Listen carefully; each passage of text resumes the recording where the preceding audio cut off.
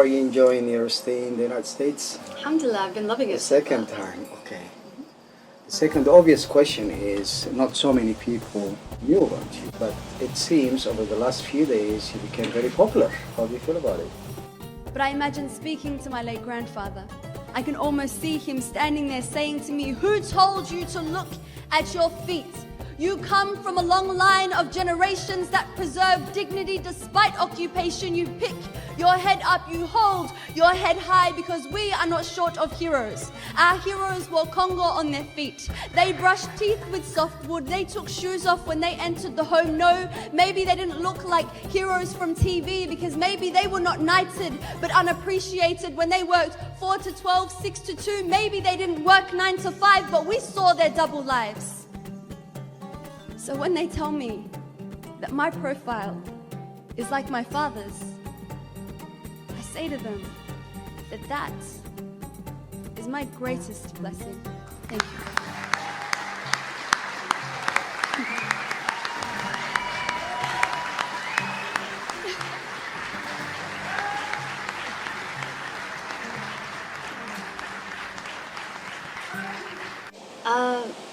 Overwhelmed, just as usual when people are, coming in numbers to show you the support that they have and to let you know that, or the support that they're willing to give, to let you know that they've got your back. It's beautiful because you're doing something right, but it's also overwhelming because then it increases that feeling of responsibility that you feel you have, and that's what it's done for me. I definitely feel a lot more responsible. And it's a positive thing, and it's a challenge that I'm willing to take on. But it means that I need to keep my ears open and keep listening. What was your outlook before you got this kind of response, and now after that, did it just affect you in some special way? I don't think that my outlook has changed in any way, because I've been doing this kind of thing for a few years now. Yeah. And it's been driven by that exact same thing, from the first time I spoke up and started acting. I was given that support from people in my own community in Australia, and then everywhere I seem to go, whether it's in Europe or in America, it's kind of that same thing, and it just increases that strength and power, and I'm hoping that I can continue to give that back in positive ways, especially to other young people who are acting, and to show them that when you speak out, the community has you, the community is going to catch you. So if anything, it's just strengthened these things that I already kind of knew and believed.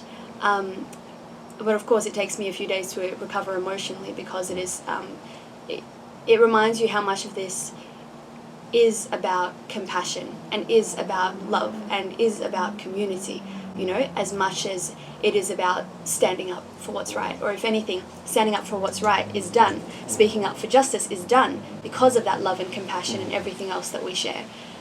So it does take an emotional toll. I believe the role of poetry is to almost act as a time capsule, and to capture exactly what is happening. It might be in society, it might be in one's mind, it might be anywhere, in that moment. And so what I hope to do with my poetry is capture the many things that I see, the many elements of who we are as Eritreans, and to be able to add that to the conversation and to the stories that build our identity. I hope to write things that others can relate to, other Eritreans can relate to, that they can find themselves in. When I first met you, I had talked to another poetess from Australia. I don't know if you know her. She was up and coming. I was very impressed by the way her delivery in general was impressive. And I thought, okay, this girl is going places. That's what I thought. And I took the initiative and contacted her. We profiled her on awati.com, and we were hoping that she would keep producing, but then she just disappeared. Do you know what her name is? Gabres, I guess? Alia Gabres? She was good.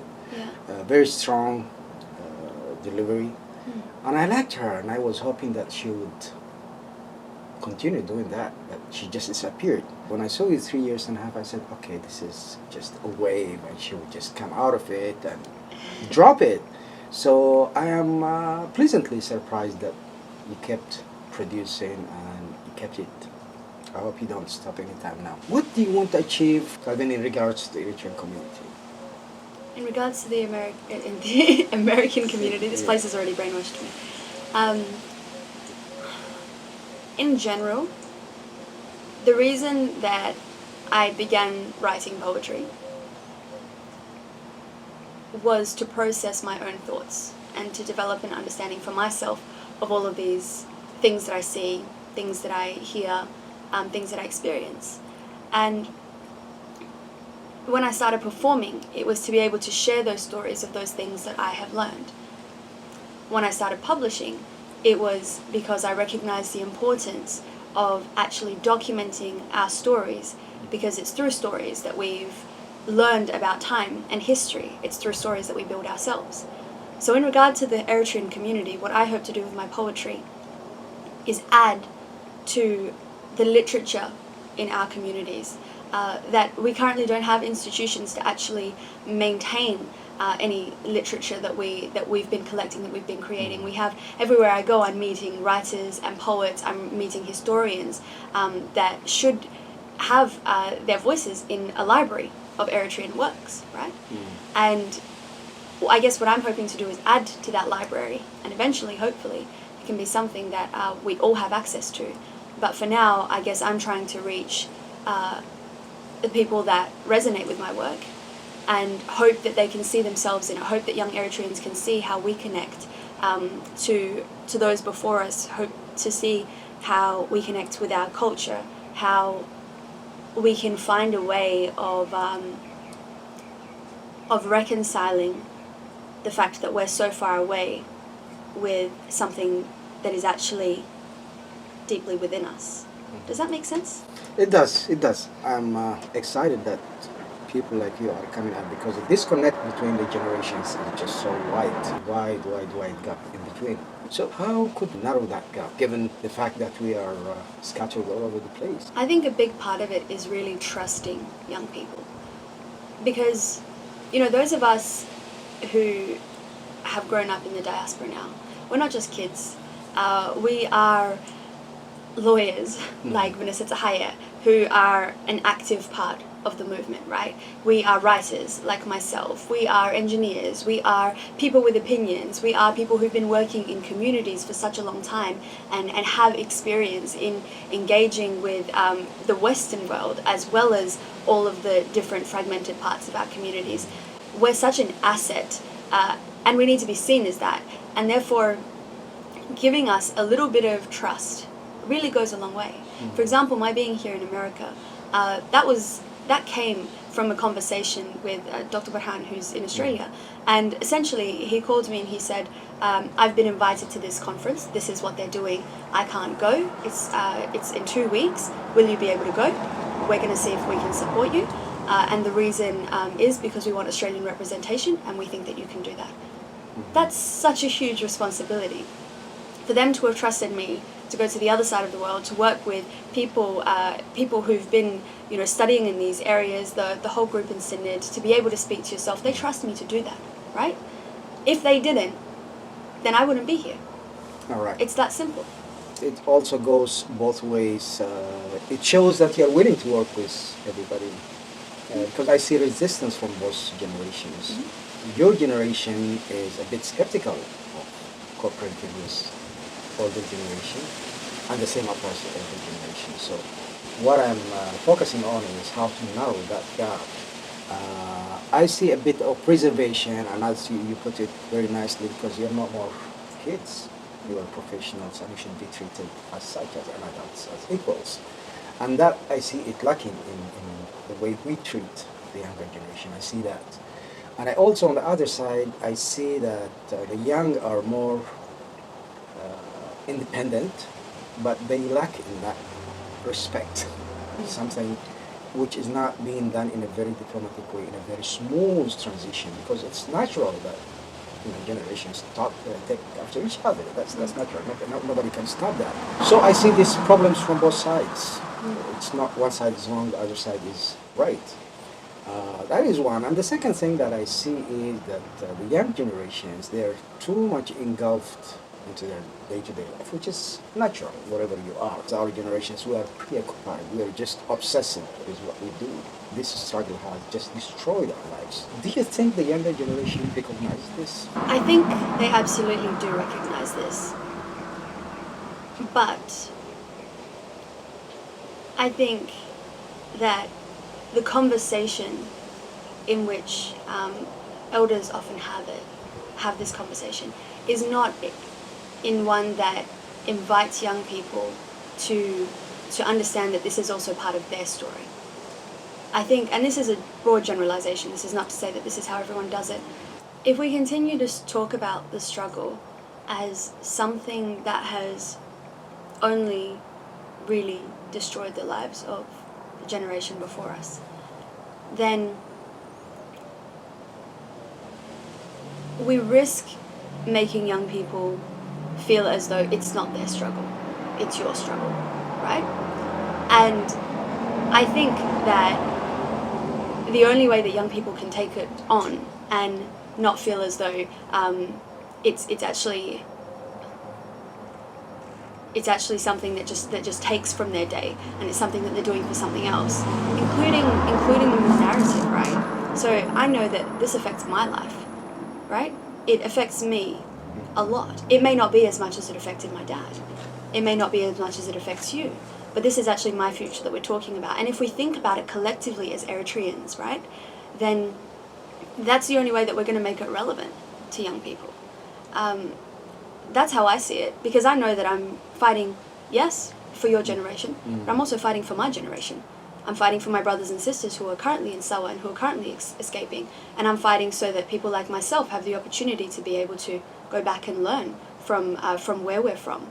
And that's kind of it. And also, if we build it into the narrative, that we have to remember that young people also face their own struggles, which is so particular because of growing up in the diaspora and often as second-class citizens in the countries that we live in, facing racism and everything else. We know that this also comes from the exact same struggle. The principles that we fight for around liberty, freedom, equality within the countries that we live in are the same ones that we're fighting for in Eritrea. If we can't see these parallels, then of course young people are going to disengage and decide, I'm just going to focus on what I'm doing here. Yes. Because this is not relevant to me. You know, that was the past. We're here now. So we really have to make sure that we're talking about a collective narrative. We're talking about working and helping and saving, not saving, let's get rid of that word, but working and helping Eritreans Saving is all good. around the world. I know, white savior complex is too much in my mind. I'd rather not use that word. Over the last year, I've been in this hall for a long time, and I've never been this positive with the energy that I see coming from your generation and the younger generation, just getting to it forcefully with determination. It has helped me regain my confidence that this struggle is going to go to the right hands. And you're just confirming it, and I'm very happy to see that. I hope you work on that avenue. Okay, so consider yourself an ambassador now to narrow this gap that exists between the two. And we have to be focused and see what is at stake. You know, at the end of the day, it's a humanity, stake of humanity, which is justice, equality, all the good things that everybody wishes for. And these are not for special group or certain category. We have to see it from a wider perspective. And I think you are well equipped to see it from a wider perspective, because our perspective is not as wider as you. You know, we consider ourselves like implants, but you are homegrown wherever you are. So you grow up being fed by the culture, by the realities, by the values where you grow up. Ours is a kind of 50-50. So making that transition is a bit difficult for most of us, because you carry a lot of luggage. So you are better placed. And with that note, I think, do you want to say something? Just small poem you can remember, just off your head? Anything. Off the top of my head, this poem is called Siddet, and it was, I wrote it when I was in Paris, and I was there kind of learning more about Eritrea with Radio Erena. This was late last year, and that was an honor to be able to learn so much from people with experience.